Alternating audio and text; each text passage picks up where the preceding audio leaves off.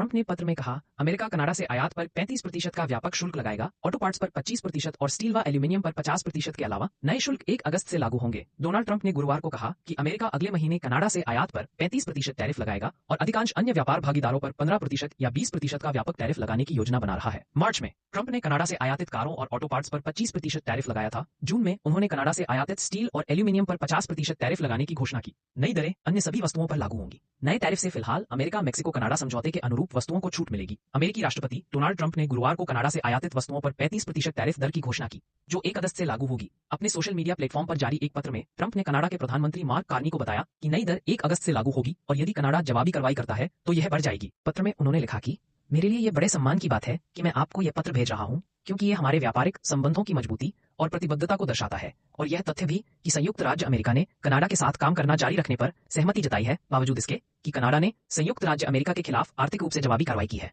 जैसा कि आपको याद होगा, संयुक्त राज्य अमेरिका ने हमारे राष्ट्र के फेंटेनाइल संकट से निपटने के लिए कनाडा पर टैरिफ लगाए थे, जो कि आंशिक रूप से कनाडा द्वारा हमारे देश में दवाओं को आने से रोकने में विफल रहने के कारण हुआ था। संयुक्त राज्य अमेरिका के साथ काम करने के बजाय कनाडा ने अपने टैरिफ के साथ जवाबी कार्रवाई की। 1 अगस्त 2025 से हम कनाडा से संयुक्त राज्य अमेरिका में भेजे जाने वाले कनाडाई उत्पादों पर 35% का टैरिफ वसूलेंगे, जो सभी क्षेत्रीय टैरिफ से अलग होगा।